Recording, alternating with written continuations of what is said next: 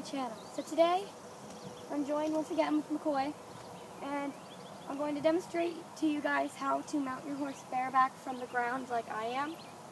So first, I'm just going to show you guys like a demonstration of how I do it, and you can watch, and then I'll go through and I'll do it step by step.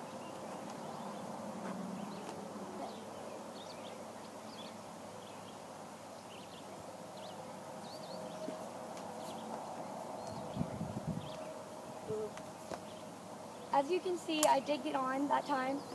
This is going to be a complicated process for anyone who's trying to do it. It took me a very long time to learn. So I'm going to go down, I'm now going to come down and give you guys like a step-by-step of how I do it. So first of all, you have to pick a side of which side you'd rather learn to do it on.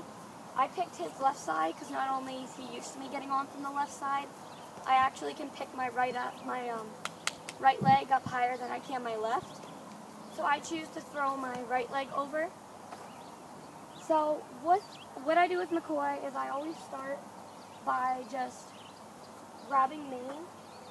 So I like to grab a whole bunch of mane, like a lot of mane, so I have something to grab onto. If your horse doesn't have very much mane, this is going to be really difficult.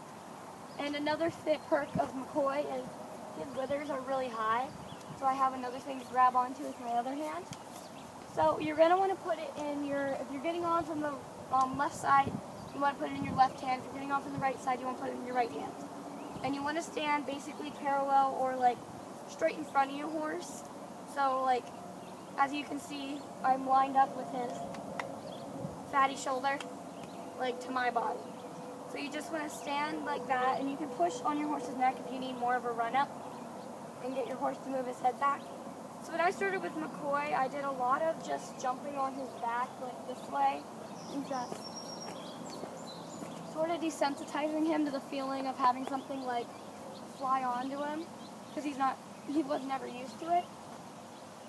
So what I always started doing with McCoy was I'd like get back and I'd just like run up and I'd like go like that and like do something to make him desensitized to the feeling of it.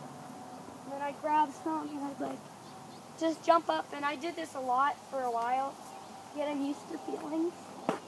Just to get him used to the feeling of having something thrown on his back like that. So how you're going to want to do it is, like I said, grab a lot of mane. And you just want to stand parallel to your horse's shoulder, or however you want to do it. Just stand straight against your horse. So I like to straighten out my arm.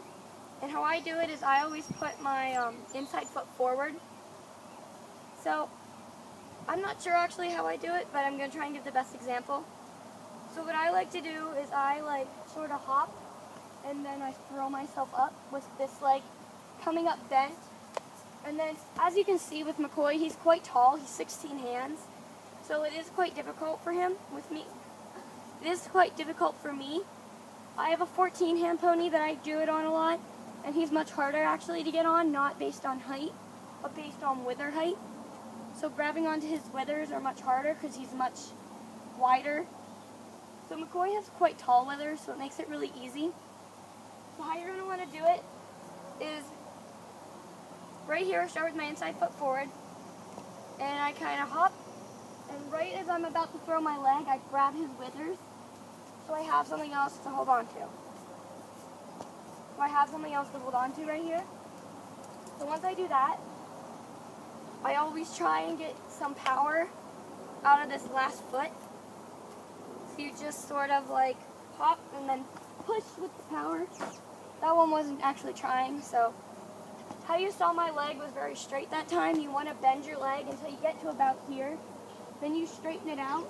And once I get to about like with my leg up here, I always put my elbow like on this side of him, on the other side, but like I just put it there as like almost like an anchor.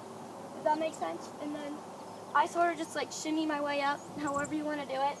And I usually end up pushing up against his like shoulder right here. It doesn't bug him because he's used to people pushing on him and all that, because he's very desensitized.